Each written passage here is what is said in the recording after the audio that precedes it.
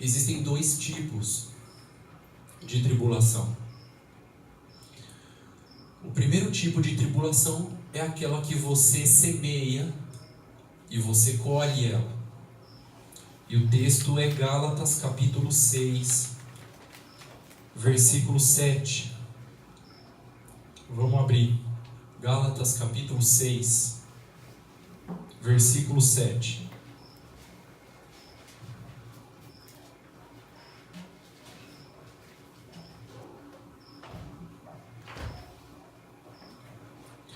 Não erreis, Deus não se deixa escarnecer, porque tudo que o homem semear, isso também colherá. Versículo 8. Porque o que semeia na sua carne, da carne colhe corrupção, mas o que semeia no Espírito, do Espírito colhe vida eterna. Então esse é o primeiro tipo de tribulação, é aquela que a gente mesmo semeou. Porque aqui nesse texto está falando de uma lei espiritual que rege o mundo. Até o ateu que não acredita na Bíblia é regido, existe essa palavra, regido, por essa lei. Aquilo que o ateu semear, ele vai colher, não tem jeito. Pode ser satanista, pode ser macumbeiro, pode ser católico, pode ser evangélico, pode ser discípulo, seja o que for. O que o homem semear, ele vai colher, não tem jeito. E essa colheita, ela nos ensina a parar de errar. Por isso que ele está falando aqui, não erre, porque o que o homem semear, ele vai colher. Então às vezes a nossa colheita, ela nos ensina, puxa, eu estou semeando coisa errada. Se eu parar de semear isso, eu vou parar de colher. Então, por exemplo, vamos ser bem prático aqui. Eu estou com diabetes. Aí o médico fala assim, você tem que cortar o doce, carboidrato da tua vida. Senão vai dar problema. Aí eu não corto, eu continuo comendo doce. Aí daqui um pouco dá um pico de açúcar aqui no meu organismo e eu fico cego. Entrei numa tribulação. Entrei num exílio. Puxa, que tribulação, Senhor, me ajuda a sair dessa tribulação, por favor. Mas eu semeei essa tribulação. Não tem jeito, eu vou ter que colher. Deus perdoa esse meu erro, perdoa. Ele tem misericórdia de mim? Tem. E na sua misericórdia, Ele permite, às vezes até alivia um pouco a medida da nossa colheita errada, para a gente aprender a parar de semear isso daí e a gente aprender a obediência.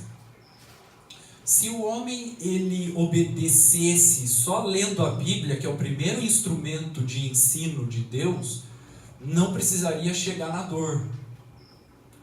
Eu vejo mais ou menos como uma escadinha. O primeiro instrumento de ensino é a palavra. Então, se a gente lê a palavra e aprender pela palavra, a gente não precisa ir para o outro escalão. O segundo escalão é o Espírito Santo. A gente não escuta a palavra, a gente não aprende lendo a palavra, o Espírito Santo vai lá nos convencer de pecado. Mas a gente também tem uma consciência insensível e não escuta o Espírito Santo. Aí Deus usa os irmãos para falar conosco, para nos corrigir. A gente fica bravo com o irmão, que está falando uma palavra dura, corrigindo a minha vida. Quem é ele? Quem ele pensa que é para me corrigir? Aí Deus usa um quarto instrumento de ensino, chamado dor. A dor é um baita de um professor. É que a nossa mente, ela tem dificuldade de conceber a ideia que Deus produz dor. Mas Deus produz dor. A Bíblia fala em Isaías 53 que Deus se agradou de moer Jesus na cruz. Em Hebreus 5,8 fala que Jesus, embora sendo filho, aprendeu a obediência pelas coisas que ele sofreu. É que o homem, ele é tão difícil que Deus tem que produzir um pouco de dor nele, para ele aprender, para ele se dobrar, né? É como o pai que põe o dedo aqui na moleira, ai, eu me rendo, perdi, pode torcer meu braço. A hora que dói a gente se rende, né? Esse é um tipo de tribulação que o ser humano entra, e ele precisa aprender com essa colheita, parar de semear isso, porque está errado. Está colhendo um fruto dolorido, amargo. Então, com essa colheita, a gente aprende, bom, eu vou parar de semear isso, né? Eu estou com a carta vencida, aí eu saio dirigindo por aí. Eu posso fazer isso? Não. Aí o guarda me pega, prende meu carro. Puxa, entrei numa tribulação. Deus me ajuda, Senhor. Olha a tribulação que eu me enfiei. Eu semeei isso. Eu estou colhendo o que eu semeei. Então o que eu tenho que fazer agora? Aprender agora. Agora eu não dirijo mais sem carta. Eu aprendi a lição. Eu preciso parar de fazer isso.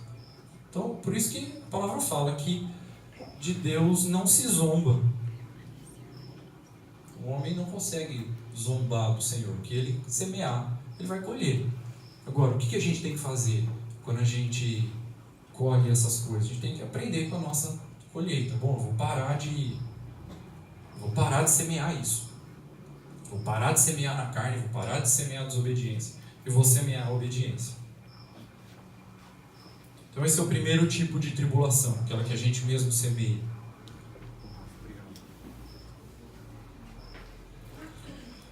Amém, irmãos? Ficou claro? Essa daí, né? Então é só mudar a semeadura, só parar de semear a desobediência, que você vai parar de colher essas coisas.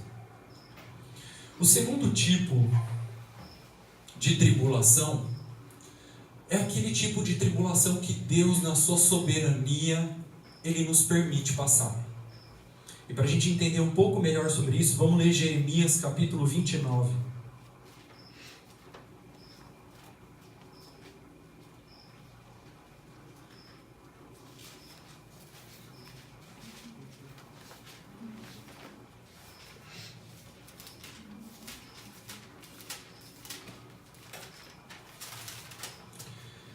Do 1 até o 15.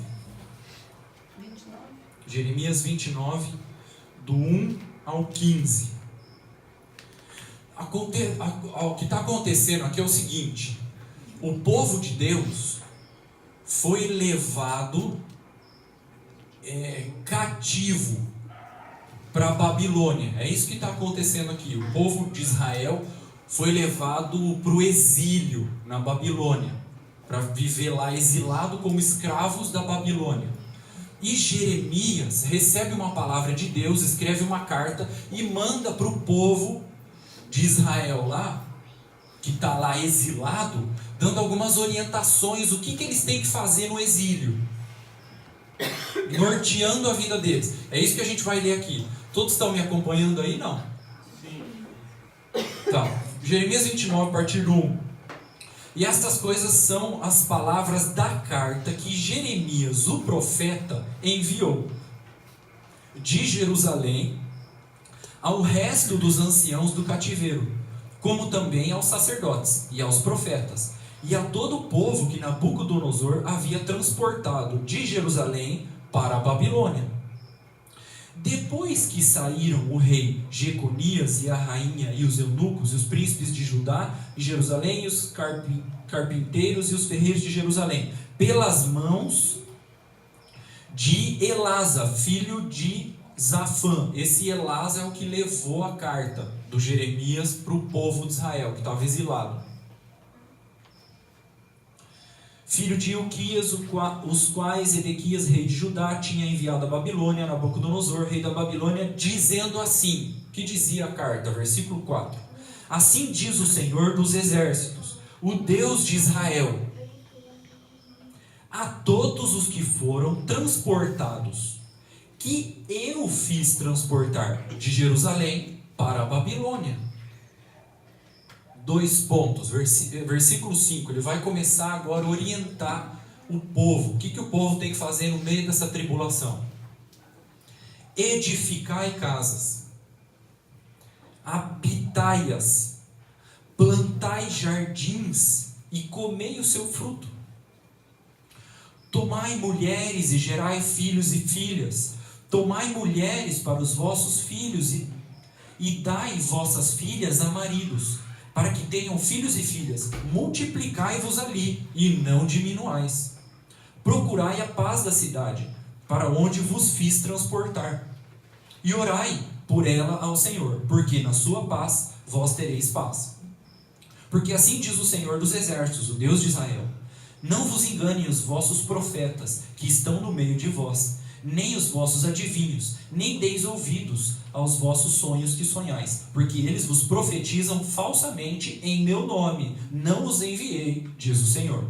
Porque assim diz o Senhor: certamente que, passados 70 anos na Babilônia, vos visitarei e cumprirei sobre vós a minha boa palavra, tornando-vos a trazer a este lugar. Verso 11: porque eu bem sei os pensamentos que penso de vós, diz o Senhor, pensamentos de paz e não de mal, para vos dar o fim que esperais. Então me invocareis, e ireis, e orareis a mim, e eu vos ouvirei. E buscar-me-eis e me achareis, quando me buscardes de todo o vosso coração. E serei achado de vós, diz o Senhor. E farei voltar os vossos cativos, e congregar-vos-ei de todas as nações e de todos os lugares para onde vos lancei, diz o Senhor. E tornarei a trazer-vos ao lugar de onde vos transportei. Porque dizeis: o Senhor nos levantou profetas na Babilônia. Vamos entender esse negócio.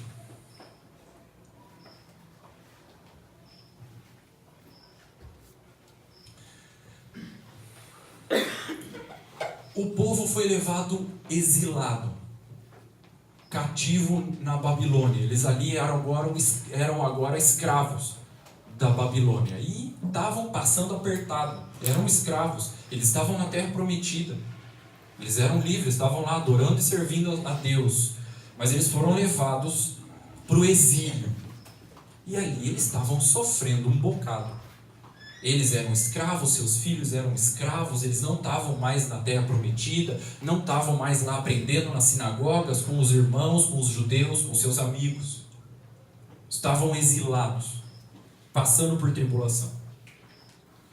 Um exílio na nossa vida hoje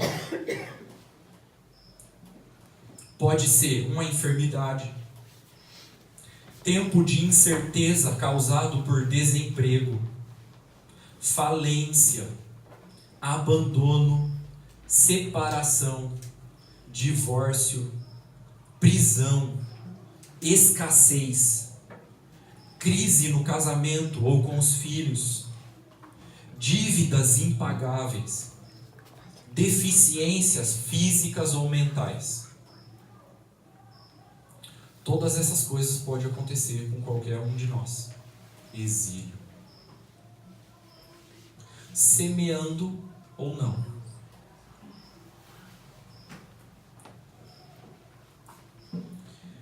Por exemplo, o nosso irmão Azaf, casado com a Rosana, lá de Porto Alegre, eles buscaram ter o segundo filho. A Rosana engravidou, estava com 8 meses de gravidez. Azaf foi ministrar em Cuba. A Rosana, na frente da casa dela de carro, com a Aurora atrás, vem um ladrão, aponta a arma para ela, ela fala: em nome de Jesus, pá, dá um tiro no ombro dela, vai parar na UTI, grávida de 8 meses. O Azaf incomunicável lá em Cuba. Exílio, tribulação. Eles não semearam isso. Na UTI, a enfermeira olha para a cara da Rosana e fala assim: agora você é a favor de pena de morte? Ela fala assim: não, eu perdoo ele. Em nome de Jesus, eu perdoo esse bandido. Exílio, tribulação.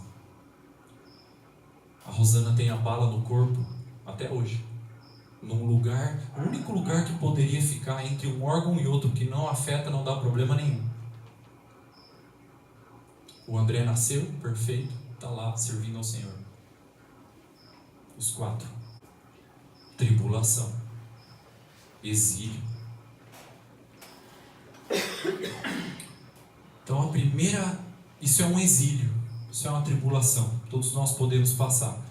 Então o primeiro ponto que nós precisamos saber o que fazer no meio de um exílio, no meio de uma tribulação que a gente passa na vida, seja ela qual for, de qualquer medida, a gente precisa saber o que fazer. Primeira coisa que você precisa saber e ter convicção quando você passar por uma tribulação é que Deus está no controle. Amém ou não? Amém. Essa é a primeira coisa que você precisa ter, essa convicção. E isso está no versículo 4. Olha comigo o versículo 4. Assim diz o Senhor dos Exércitos, o Deus de Israel, a todos os que foram transportados ou exilados na Babilônia, que eu fiz transportar de Jerusalém para a Babilônia exilado. Quem que fez? Deus. Então essa é a primeira coisa que você precisa saber. Você precisa ter essa convicção blindada na tua vida. Eu estou passando por uma tribulação, por uma angústia, semeada ou não. Você precisa ter essa convicção. Deus está no controle disso. Porque Ele é especialista de fazer com que até isso coopere para o bem daquele que ama a Deus e é chamado segundo o seu propósito. E você ama a Deus. E você foi chamado segundo o seu propósito. E isso vai cooperar para o seu bem. Nós não entendemos como. Nós não conhecemos as obras de Deus. Eu acho que Eclesiastes 10:1, se não me engano, fala assim: assim como você não sabe como que forma o osso, o osso da criança no ventre materno, e você também não acompanha a curva do vento, você não conhece as obras de Deus. E esse conhece significa ver, você não vê, ela é invisível. Deus age invisível a olho nu. Ele decidiu fazer isso, para que a gente aprenda a confiar nele. A gente não precisa ver, a gente precisa confiar que Deus é Pai, que Deus é soberano e que Deus está no controle de todas as coisas. Esse é o primeiro ponto que você precisa ter dentro do seu coração quando você passar por qualquer tipo de tribulação ou exílio.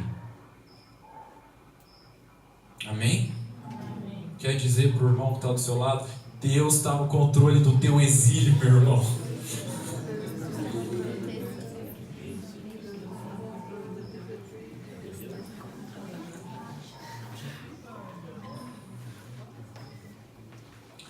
Segunda coisa que você precisa saber no exílio: você precisa aprender a plantar e colher no meio do exílio. Versículo 5, olha o que fala o versículo 5: edificai casas e habitai nelas, plantai jardins ou pomares e comei o seu fruto. Sabe quem que está falando isso? Deus. Para quem? Para os exilados, que estavam aonde? Lá na Babilônia, como escravos.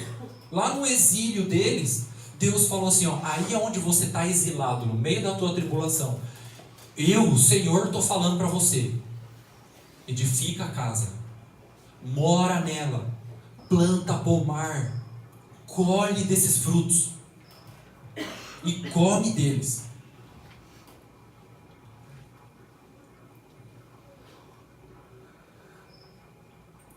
Deus, na sua soberania, Ele permite a gente passar no exílio, mas Ele não nos deixa desnorteado lá no exílio. Ele nos orienta: aí no seu exílio você tem que fazer isso. E o segundo ponto é que a gente tem que plantar, pomar, colher do seu fruto, comer, edificar a casa, construir. Sabe por quê? Porque tem frutos que nós só colhemos no exílio. E não na abundância e na alegria. Tem fruto que o homem só colhe no exílio, na tribulação. Que a alegria, os dias de alegria e de abundância não te produziriam isso, não te ensinariam isso. Você não iria conseguir jamais colher um fruto desse na abundância e na alegria. É só no exílio.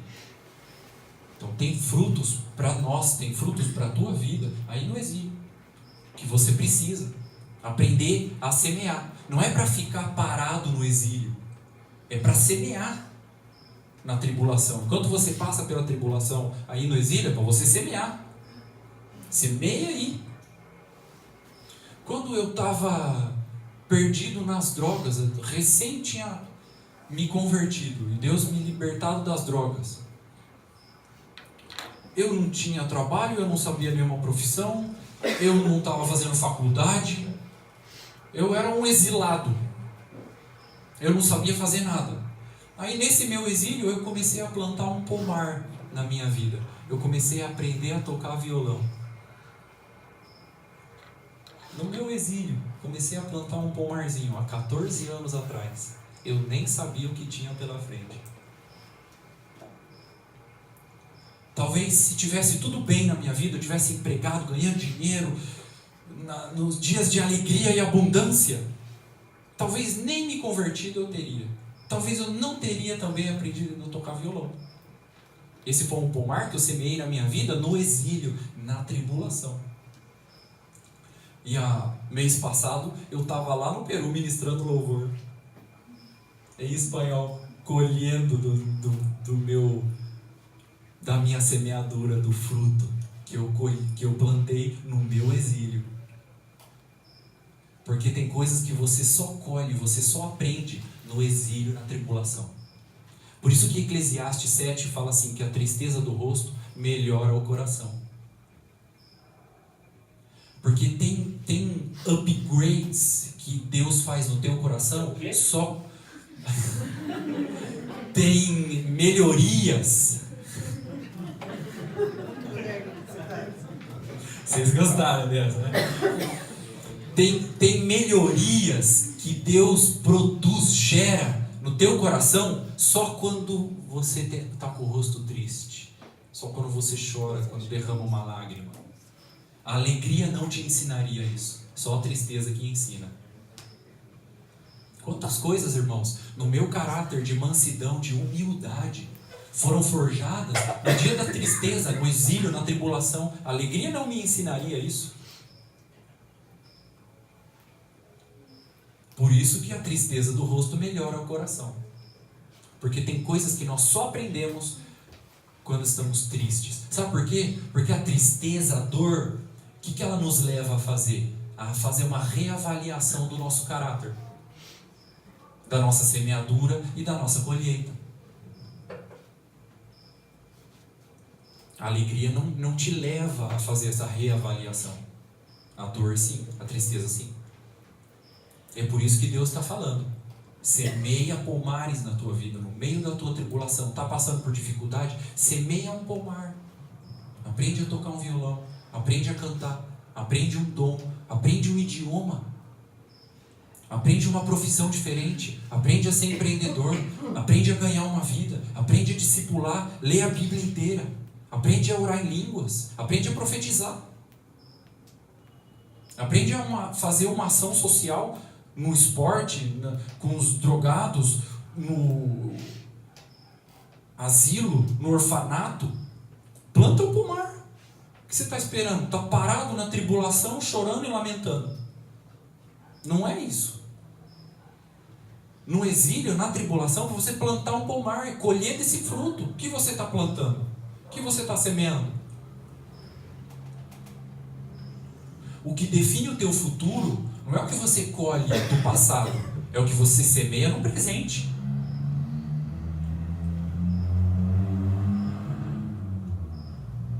É isso que vai definir o teu futuro. Não interessa o fruto amargo que você está colhendo hoje, da sua semeadura errada do passado.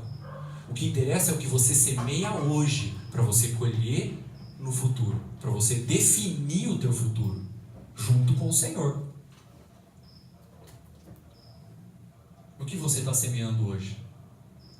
Quais são as tuas metas a curto, médio e longo prazo? Quais são os teus objetivos? Por que você acorda a cada manhã? Para quê? Qual é o teu propósito?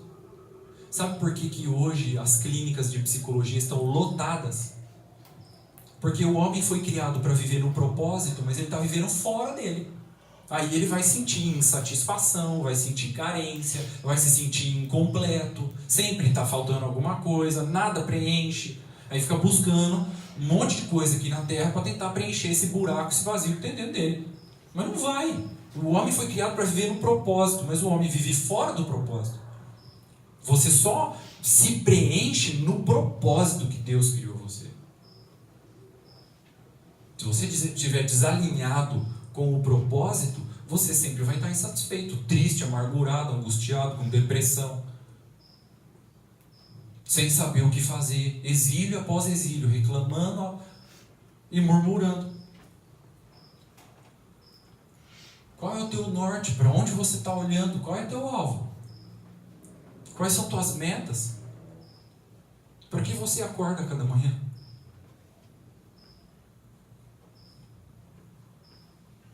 Você precisa ter objetivos dentro do reino de Deus, no fino, específicos. Todos nós temos o objetivo de ser parecidos com Jesus, mas dentro desse propósito geral, existem coisas específicas que você pode semear e plantar um pomar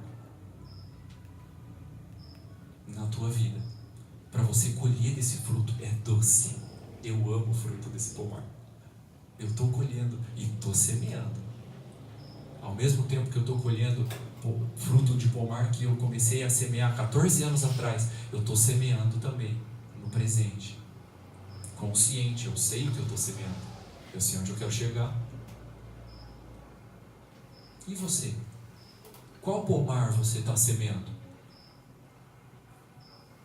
Tem tanta coisa para semear, irmão.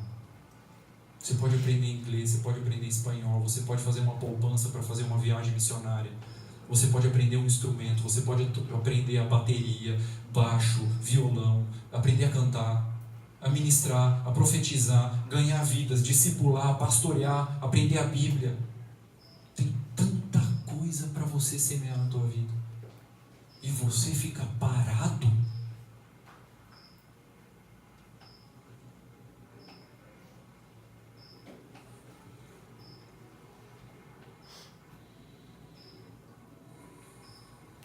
Edificai casas, habitai nelas, plantai jardins, pomares e comei do seu fruto. Semeia onde você está plantado. Não interessa onde você está, onde você mora. Ah, mas eu queria tanto morar nos Estados Unidos. Mas semeia onde você está agora. É aí onde você está agora que você tem que semear. Você ficar esperando um ideal, o dia que eu for casado eu começo a plantar, o dia que eu for solteiro eu começo a plantar, o dia que eu me livrar desse estorvo eu começo a plantar um pomar, o dia que eu for rico eu começo. Você fica esperando o ideal para começar a semear. Esse ideal não vai chegar nunca, porque você não semeia.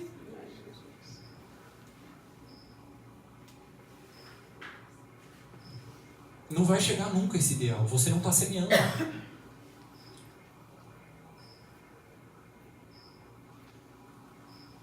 Você tem que semear ele, irmão.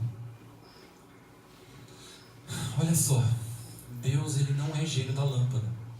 Que você pega a Bíblia, sai um gênio, você esfrega a Bíblia e sai um gênio. 3 pedidos, A, B e C, e ele te dá. Deus não é, essa não é a sua natureza. A sua natureza é pai. Como que um pai faz com o filho?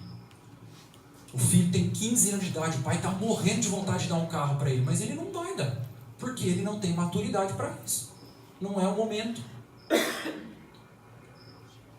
Deus quer dar, mas às vezes a gente não tem maturidade para receber.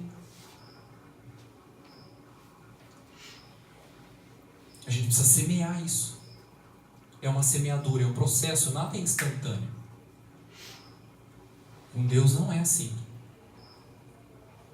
A macumba, o diabo, o candomblé, os demônios prometem assim as coisas instantâneas para te atrair.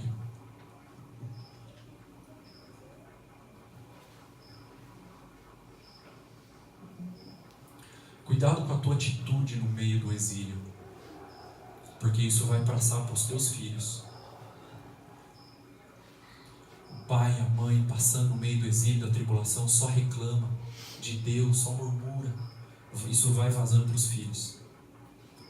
Aí os filhos crescem amargurado com a igreja, amargurado com Deus, porque o pai e a mãe não estão sabendo a postura correta no exílio, na tribulação. Aí vaza para os filhos.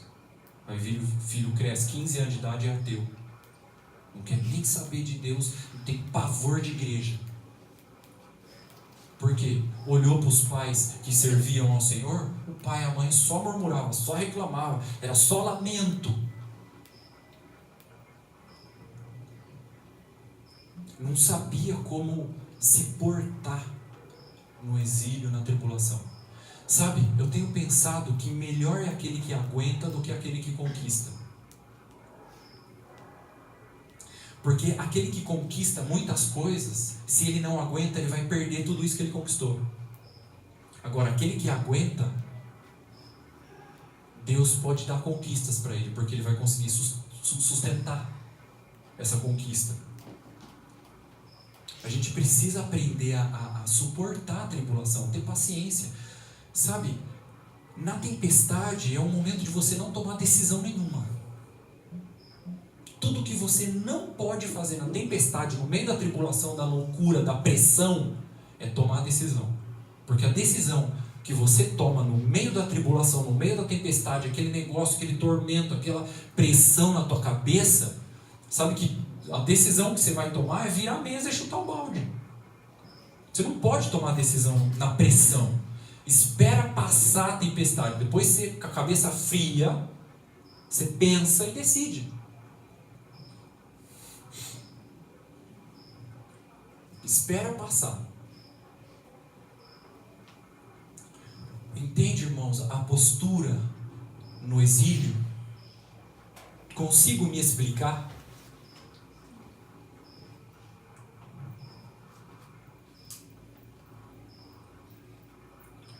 Terceira coisa que você precisa saber.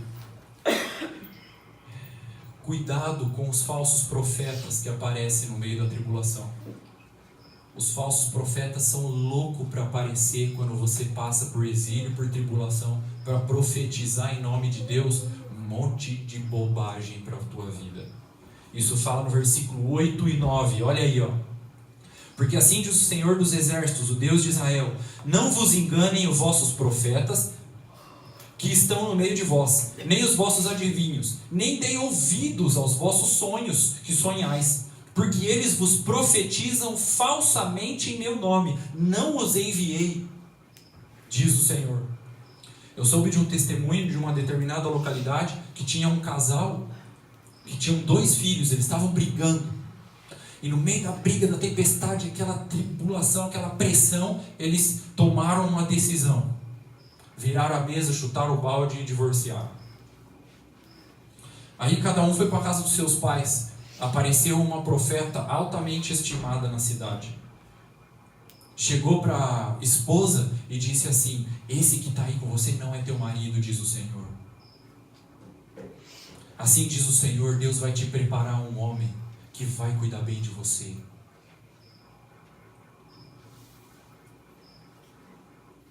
E aí, é de Deus essa profecia?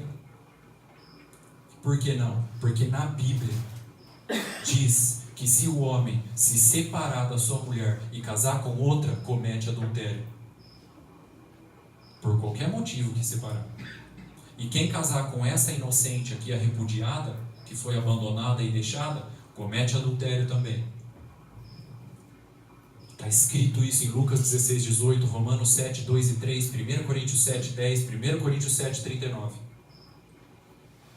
Profeta nenhum em nome do Senhor pode profetizar alguma coisa que é diferente da palavra escrita.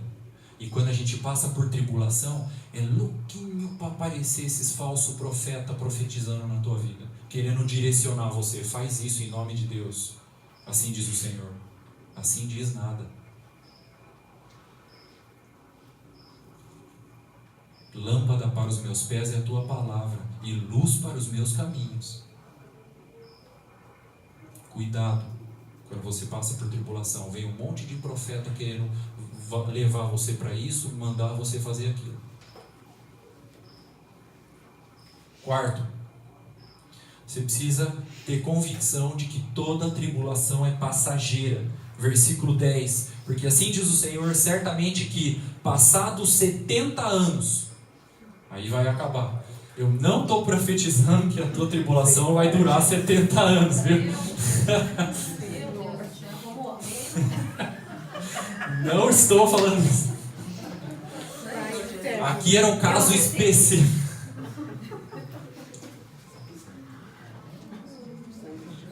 Aqui era um caso específico de Israel. Para esse povo aqui que estava exilado, a tribulação deles ia durar 70 anos e depois ia acabar. Mas qual é a aplicação disso na nossa vida? Entender o seguinte: uma hora acaba.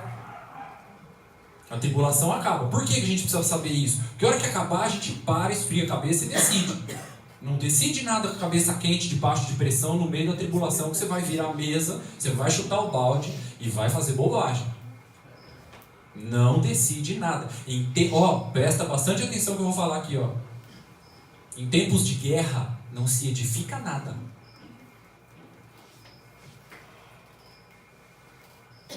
Não se decide nada. Espera acabar a guerra. Espera esfriar a cabeça. Depois você decide. Na hora da tribulação, você tem que ter paciência. Crê que Deus está no controle de tudo. Planta o teu pomarzinho. E ainda ocupa a tua cabeça.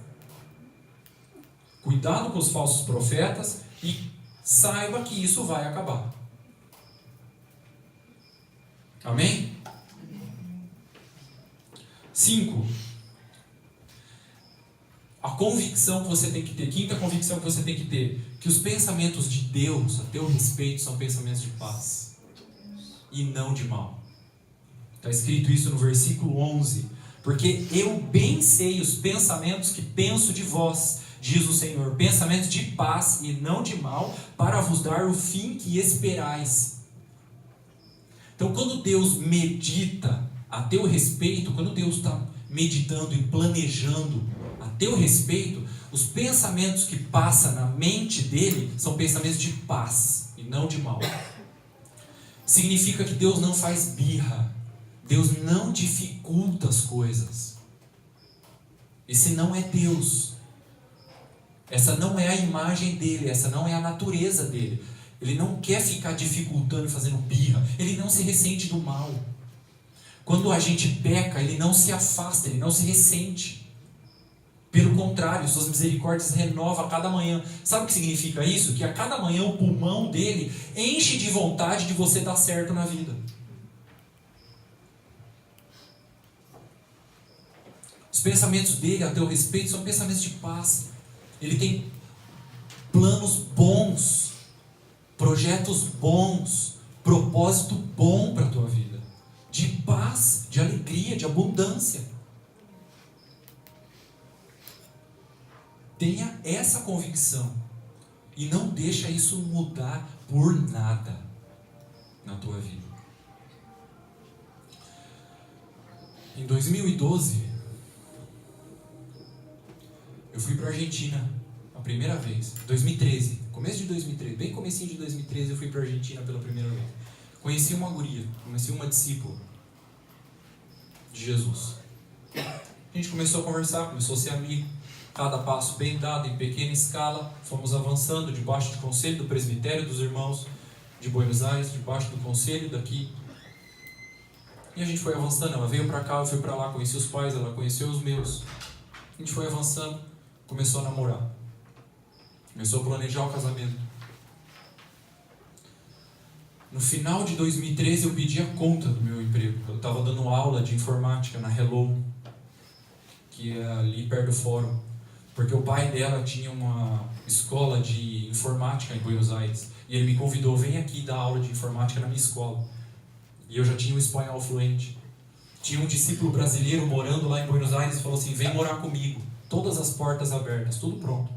Já tinha pedido emprego, já tinha quase passado os discípulos já para o Toninho, para o Parpinelli, estava quase me despedindo de vocês aqui. Alguns estavam, alguns não. De repente, ela me manda um e-mail e fala assim: acabou o namoro. Márcio, não é culpa tua, não tem nada a ver com você, mas eu não consigo. Eu não semeei isso. Todos os critérios, todos os cuidados que eu poderia ter, eu tomei. Entrei num exílio, entrei numa tribulação. Chorava todos os dias, fiquei 4 meses prostrado na cama, em 2013. Não queria atender mais nenhum convite, não queria mais fazer discípulos, não queria mais ministrar louvor, não queria mais pregar a palavra, não queria evangelizar, não queria fazer mais nada. Sem emprego, largado, prostrado, sem esperança e questionando: Deus, o que o Senhor fez comigo? Por que, Senhor? Me meti num jejum de 3 dias sem comer absolutamente nada. Só tomava água. Orando de dia e noite, clamando com muita lágrima e gemido: Deus, por que, Senhor? E o meu coração enganoso começava a suspeitar do caráter de Deus. Por que o Senhor não me avisou antes? Como que o Senhor dá uma dessa comigo? Acredita? Sofri, irmãos, sofri. Doeu. O meu sentimento ficou muito magoado, dolorido, angustiado. Sofri. Toninho Parpinelli e os outros irmãos que estavam. Sofri muito. Mas sabe, hoje, se Deus aparecesse aqui e falasse assim: Márcio, você gostaria de voltar em 2013 e passar por tudo isso de novo, sabendo que ia dar tudo errado? Eu faria tudo de novo. Eu diria para Deus. Sabe por quê? Eu sou extremamente grato a Deus por essa dor que eu passei. Porque eu não seria o homem que eu sou hoje se não fosse essa dor que eu passei em 2013. Ela foi um treinamento para mim. Uma das maiores lições que eu tirei desse momento é que o caráter de Deus, ele está acima de qualquer suspeita. Essa foi uma das maiores e melhores lições que eu tirei na minha vida. O caráter de Deus, ele está acima de qualquer suspeita. Se dá tudo errado, se acontece um acidente com você, com o teu cônjuge, com o teu filho, o único que não é suspeito de crime nessa tribulação, nessa angústia, é Deus. Ele é o único que não é suspeito. Todos nós somos, menos ele. Como que eu poderia ser presbítero com essa suspeita lá escondida no meu coração? O Espírito Santo me falou que era indispensável que eu tivesse isso bem resolvido, essa lição dentro de mim. O caráter de Deus está acima de qualquer suspeita, para que eu desenvolvesse o ministério. É o que está escrito aqui, ó. Os pensamentos que tem a teu respeito são pensamentos de paz e não de mal. Acontece que nós interpretamos a dor como um sofrimento, mas ela na verdade é um treinamento. E essa foi a terceira grande lição que eu aprendi nessa tribulação, nessa dor que eu passei. Qualquer dor que eu passo agora, eu sei interpretar ela. Não é um sofrimento, é um treinamento. Isso me ajudou a perdoar mais fácil. Isso me ajudou a aceitar perder. Isso me ajudou a ser ofendido e sem revidar. Isso me ajudou muito no meu emocional. E como é importante a gente ter um emocional saudável e equilibrado. Eu tenho dito que a nossa espiritualidade depende do nosso emocional. Se você tiver um emocional doente, você não vai conseguir desenvolver a tua vida espiritual.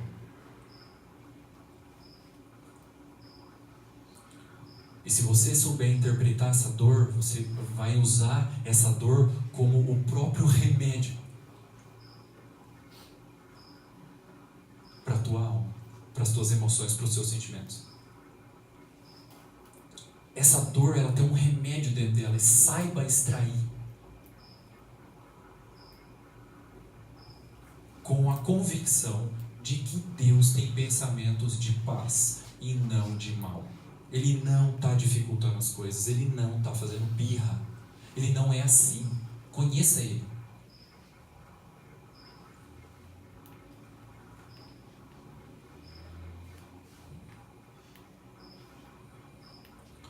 Deus não nos quer presos no exílio.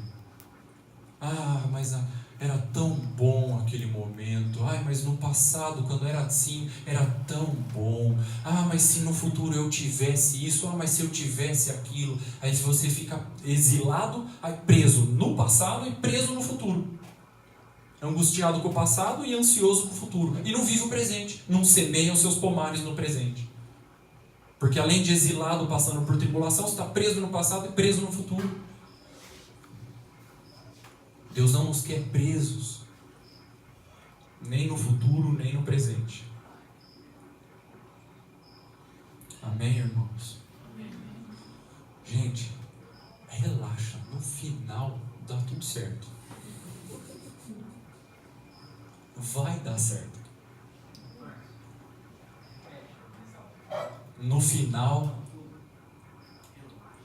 relaxa, no final dá tudo certo. Quer dizer isso para o irmão que está do seu lado? Irmão, relaxa, meu irmão. No final dá tudo certo.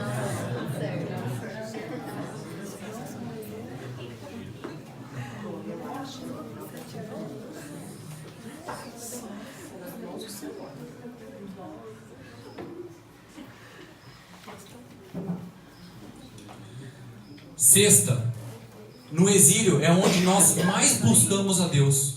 Olha o versículo 13 e o 14. E buscar-me-eis e me achareis, quando me buscardes de todo o vosso coração. E serei achado de vós, diz o Senhor, e farei voltar os vossos cativos, e congregar-vos-ei de todas as nações e de todos os lugares para onde vos lancei, diz o Senhor, e tornarei a trazer-vos ao lugar de onde vos transportei. Porque no exílio, na tribulação, é às vezes o lugar que você mais busca a Deus como você nunca buscou antes.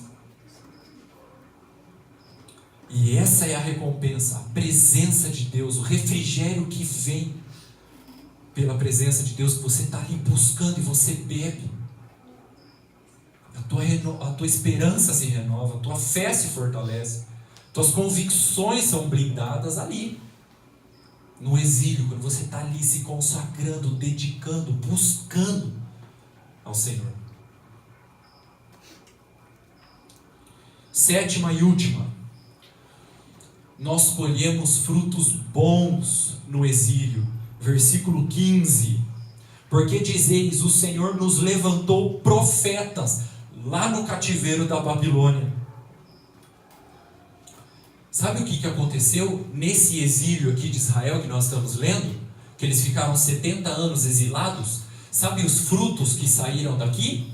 Sabe quem que nasceu aqui? Ninguém mais, ninguém menos que Daniel. Ninguém mais, ninguém menos que Esther. Ninguém mais, ninguém menos que Neemias.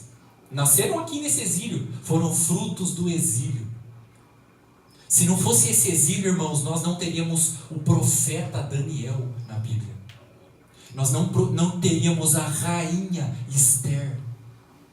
Nós não teríamos o reformador Neemias. Se não fosse esse exílio. Olha os frutos que saíram do exílio.